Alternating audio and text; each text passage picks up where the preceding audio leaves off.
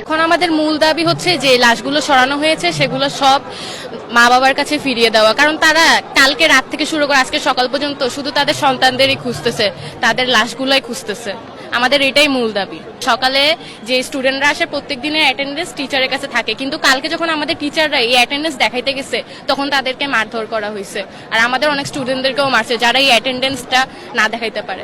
আমাদের এইচএসসি পরীক্ষা, তো আমরা তো এইচএসসি নিয়ে টেনশনে ছিলাম, আর পরীক্ষাও স্থগিত করতেছিল না। পরীক্ষা তো স্থগিত করছে গতকাল রাতে, কিন্তু আমরা তো ভাবছিলাম পরীক্ষা হবে। তারা আসলে পরীক্ষাটা নিতে চাইছিল যাতে আমরা আজকে আন্দোলনে না আসতে পারি, আমাদের ডিস্ট্রাক্টেড করার জন্য তারা আসলে এটা করতে চেয়েছে। একটা সেকশনে অন্তত পক্ষে 30 থেকে 40টা বাচ্চা থাকে, তাইলে খবরে কিভাবে দেখায় যে মাত্র 19-20 জন মারা গেছে? এটা তো কখনোই সম্ভব না। দুইটা সেকশনের কেউই বের হইতে পারে নাই। তো আমরা ছোট ভাই বোনদের জন্য অবশ্যই জীবনও দিতে পারবো।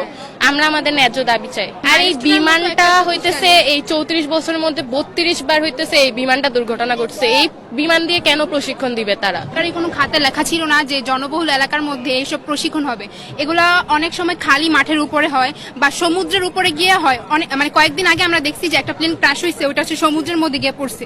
তো ওই ক্ষেত্রে এইসব সব সরকারের যে নিয়মগুলো আমরা এখন দেখতেছি, মানে গত সরকার পতন হওয়ার পর থেকে কোনো কিছুই দেখতেছি না, যার যার স্বার্থ অনুযায়ী সবাই চলতেছে। আমাদের একটাই দাবি যে আমাদের যে ছোট ভাই বোনগুলা মানে গুম হয়েছে, এখন পর্যন্ত অনেকেই মানে তাদের বাবা মা অনেকেই তাদের লাশগুলো পাইতেছে না। মানে তারা বলতেছে যে মাত্র 19-20টা মানে ছেলে মেয়ে মারা গেছে, কিন্তু মানে আমরা যে ফেসবুকে নিউজ ফিডে মানে যে নিউজগুলো দেখতেছি সবাই বলতেছি কেউই মানে অধিকাংশ মানুষ তাদের সন্তানগুলো এখনো পায়নি। তাহলে এই লাশগুলো কই গেছে? আমাদের যে মানে যে স্কাউটের ফ্রেন্ডরা আছে যেই সেকশনের, ওরা এক একজন নিজেই 20-30টা করে লাশ উদ্ধার করছে, তাহলে ওই লাশগুলো গেছে কই?